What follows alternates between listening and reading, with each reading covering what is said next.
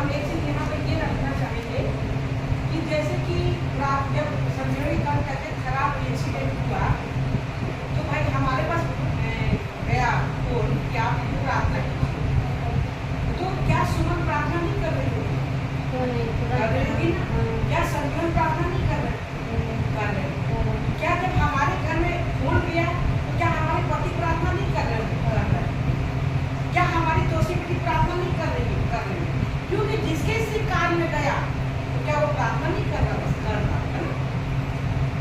तो जिसके इसी कान में ये बात गई, कौन कौन प्रार्थना किया है हाथ उठाएगा? सच में उठाए तो पिता को धन्यवाद है, मतलब सबने प्रार्थना किया।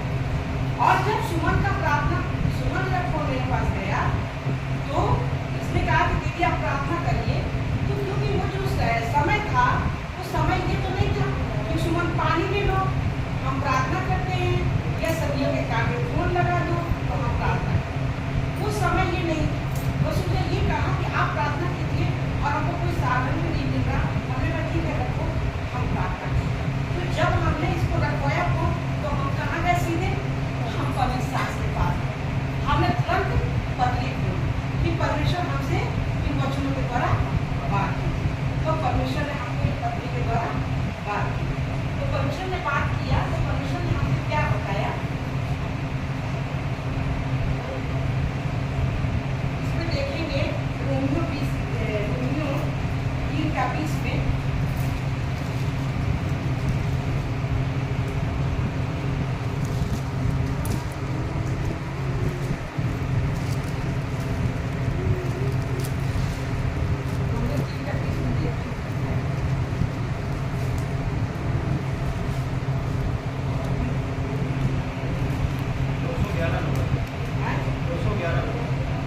नंबर 211 पे है। 21 के ऊपर है विश्वास द्वारा धार्मिकता, इसके ऊपर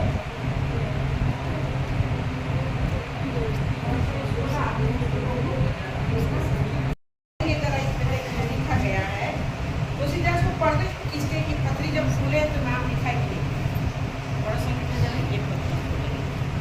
लिखा है क्या लिखा है? नेहा संजीवन तोसी। हाँ, तो ये जो है जब नेहा में परेशानी आई तो नेहा के लिए पत्री खुली, जैसे नेहा के नाम लिख किया। जब तोसी में परेशानी आई तो तोसी के लिए पत्री खुली, तोसी के नाम लिख किया। जब संजीवन में परेशानी आई तो तोसी उनके नाम से पत्री खुली तो ये पत्री खुली। तो क्या है ये पत्री? ये क्या है? ये बुक समूह है।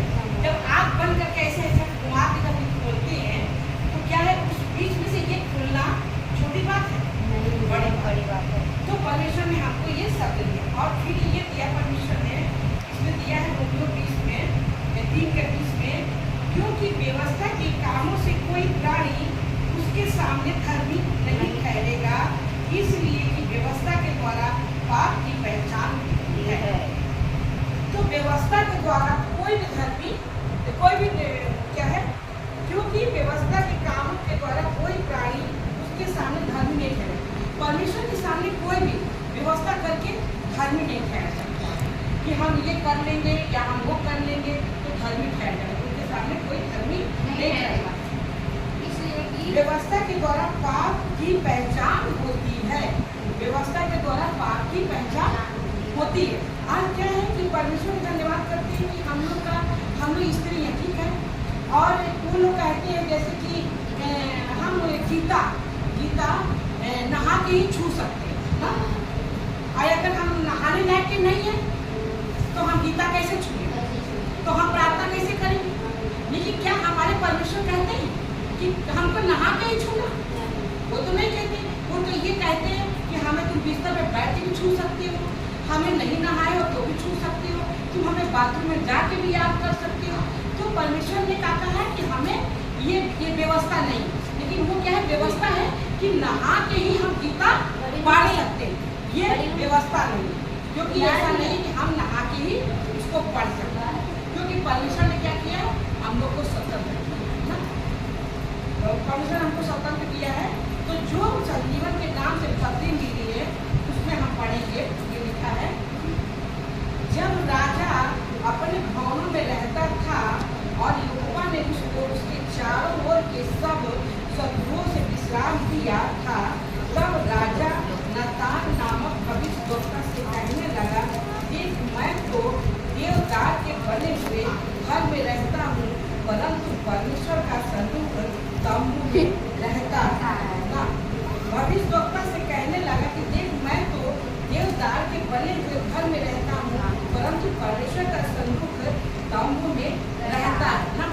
तो कहने के मतलब है, जैसे अगर देखा जाए कि एक तो हम लोग क्या है, हम लोग कहाँ रहते हैं, इतना बड़ा महल बना के, जो बेड डबल बेड बिछा के अच्छे अच्छे बिस्तर लगा के हम लोग लेटते बैठते हैं। लेकिन भगवान को कहाँ रहते हैं? एक छोटा सा मंदिर बाहर बना देते हैं और उसमें उनको बैठा देते हैं ना। लेकिन परमेश्वर के कहने का मतलब ये है कि हम वो तो तंबू में रहते हैं, तो परमेश्वर को लोग तंबू में रख देते हैं। कहीं कुछ कहीं के क्या कहते हैं कि परमेश्वर है जो सारी सृष्टि को रचा है, उसी को तुम घर नहीं देते हो, उसी को तुम बिस्तर नहीं देते हो, उसी को तुम एक ताखा में रख देते हो, उसी को पटनी में तुम रख देते हो। तो वो जो इतना विशाल है, जिसने कहा है कि स्वर्ग मेरा सिंहासन और पृथ्वी में मेरी चरणों की चौकी, और मेरे लिए कौन सा ऐसा भवन बनाओगे जिसमें मैं समा सकूं। तो जो इतना विशाल है, क्या मैं उसको तकिए पर रख सकती हूँ? जो इतना विशाल है उसको क्या मैं कमरे में रख सकती हूँ ना? तो परमेश्वर जितना विशाल है, तो उसको उसने कहा है कि जो हमने जो देवदार का जो ये घर बनाया, जो देवदार के लोग कहते हैं कि देवता कहते हैं ना, तो जो ये देवदार का जो घर बनाया परमेश्वर ने, उन्होंने कहा है कि इसी में हम रहते हैं और यही घर हमारे लिए बनाओ, यही हमारे लिए घर बनाओ। जो दुखी है, जो परेशान है, उनको हमारा सुसमाचार बताओ और बताओ कि हम हैं, ताकि उनके जीवन में सासों के द्वारा हम उनके जीवन में काम करें, वो घर उनको मिलता है। क्योंकि परमेश्वर ने क्या तुम नहीं जानते कि तुम परमेश्वर के मंदिर हो, और जो परमेश्वर के मंदिर को नष्ट करेगा उसको हम नष्ट करेंगे। तो परमेश्वर किसके मंदिर, संयोग किसके मंदिर? परमेश्वर के मंदिर थे ना। तो जब उन पे ऐसे हवा का झोंका आया, जब वो कष्ट पहुंचाने की कोशिश किया, तो क्या हुआ? परमेश्वर ने बचाया ना। और जिसने उसको कष्ट पहुंचाने की कोशिश किया, तो परमेश्वर ने उसे नष्ट भी किया ना, उसे परमेश्वर ने नष्ट भी किया। तो पिता को बहुत धन्यवाद, कितना महान पिता की कोई का कठिन है। 4 उसी रात को यहोवा यह वचन नातान के पास पहुंचा, जाके मेरे दास दाऊद से कहा, यहोवा यूं कहता है कि क्या तू मेरे निवास के लिए घर बनवाएगा? और यहोवा ने कहा कि क्या मेरे निवास के लिए तू घर बनवाएगा? जिस दिन मैं इस्राएल को मिस्र से निकाल लाया, उस दिन से आज के दिन तक मैं कभी घर में नहीं रहा। परमेश्वर कह रहे कि जिस दिन से हम इन लोगों को इस्राएल से निकाल के लाए, उस दिन से हम घर में नहीं रहे। उनका कहने का मतलब है उस दिन से हम घर में नहीं रहे। हमने अपने जनों को निकाल के तो लाया, लेकिन किसी ने अपने अंदर हमको नहीं बिठाया। उस दिन से हम घर में नहीं किसी के रहे। कोई इस घर की बात नहीं कर रहे, कोई इस घर की बात कर रहे। हम तो उनको मिस्र से निकाल के ले आए, लेकिन उन्होंने अपने घर में हमको नहीं रखा, मन के घर में हमें नहीं रखा। तो ये आज के दिन तक मैं कभी घर में नहीं रहा।